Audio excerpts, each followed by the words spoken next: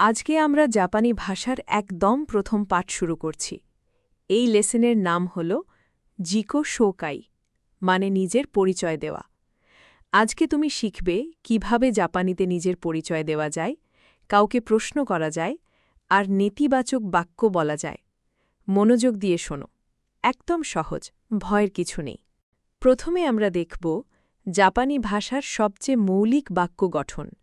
এটা হল এক্স ওয়া ওয়াই দেস, মানে এক্স হচ্ছে ওয়াই।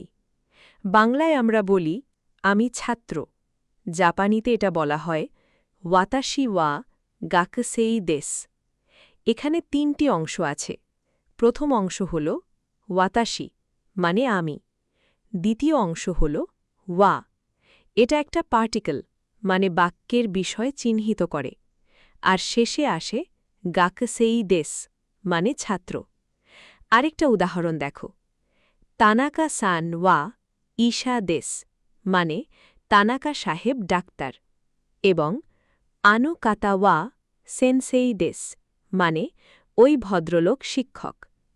একটা গুরুত্বপূর্ণ কথা মনে রাখবে, জাপানিতে ভার্ব সবসময় বাক্যের একদম শেষে আসে, তাই দেশ সবসময় শেষে বসবে। এই প্যাটার্নটা মাথায় গেঁথে নাও। এবার শিখব কিভাবে না বলতে হয়, মানে কেউ যদি ছাত্র না হয়, কর্মী না হয়, সেটা কিভাবে বলবো। এর জন্য দুটো রূপ আছে। প্রথমটা হল কথ্য রূপ, যা আরিমাসেন। দ্বিতীয়টা হল আনুষ্ঠানিক রূপ, দেওয়া আরিমাসেন। দুটোর মানেই একই, কিন্তু লেখার সময় আনুষ্ঠানিক রূপ ব্যবহার করাই ভালো। কথা বলার সময় কথ্য রূপ বেশি স্বাভাবিক শোনায়।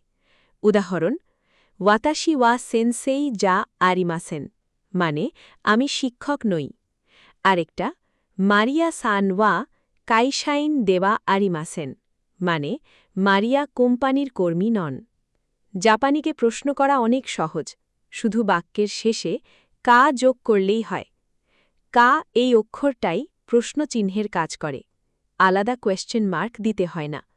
উদাহরণ, সান্তোস সান ওয়া গাকুসেই দেস কা, মানে সান্তোস কি ছাত্র? এর উত্তর দুভাবে দেওয়া যায়।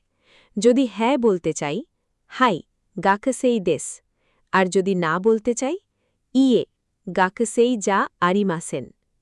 জাপানিতে প্রশ্ন করার সময় আলাদা করে গলার স্বর উপরে তোলার দরকার নেই, শুধু বাক্যের শেষে কা থাকলেই বোঝা যায় এটা প্রশ্ন। এবার একটা মজার পার্টিকল শিখব, এর নাম মো। মো মানে হল ও বা আমিও। যখন দুজন মানুষ একই পরিচয়ের হয়, তখন এটা ব্যবহার করা হয়। উদাহরণ দেখো, ওয়াতাশি ওয়া গাকুসেই দেস ওয়ান সান মো গাকুসেই দেস, মানে আমি ছাত্র, ওয়ান সাহেবও ছাত্র। এখানে দেখো, দ্বিতীয় বাক্যে ওয়া এর জায়গায় মো বসেছে। মনে রাখবে, ওয়াতাশি ওয়া মো বলা ভুল, সঠিক হল ওয়াতাশি মো গাকুসেই দেস। এবার শিখব নো পার্টিকল। এটা ইংরেজির অভ এর মতো কাজ করে, দুটো নাউনকে যুক্ত করে। বাংলায় আমরা বলি আমি আইএমসির কর্মী, জাপানিতে বলি আইএমসি নো শাইন দেস, মানে আমি আইএমসির কর্মী।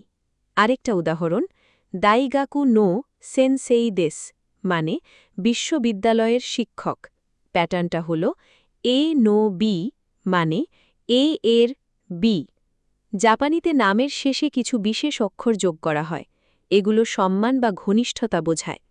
তিনটি প্রধান সাফিক্স আছে, সান, চান এবং কুন। সান সবচেয়ে সাধারণ, যে কোনো মানুষকে সম্মান দিয়ে ডাকার জন্য এটি ব্যবহার করা হয়। কিন্তু সবচেয়ে গুরুত্বপূর্ণ নিয়ম হল নিজের নামের পরে কখনোই এই সাফিক্সগুলো ব্যবহার করা যাবে না। নিজের পরিচয় দেওয়ার সময় শুধু বলবে ওয়াতাশি বা জাকারিয়া দেস, নামের শেষে সান বা চান বলবে না, এটা জাপানে বেয়াদবি বলে বিবেচিত হয়। এবার একটা রিয়েল কনভারসেশন দেখাচ্ছি, দুজন মানুষের প্রথমবার পরিচয় হওয়ার দৃশ্য।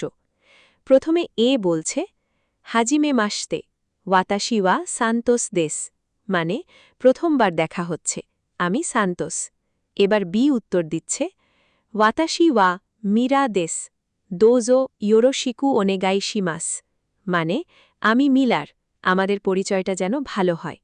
এবার এই উত্তর দিচ্ছে কোচিরা কোসো দোজো ইয়োরোশিকু, মানে আমার দিক থেকেও একই কথা।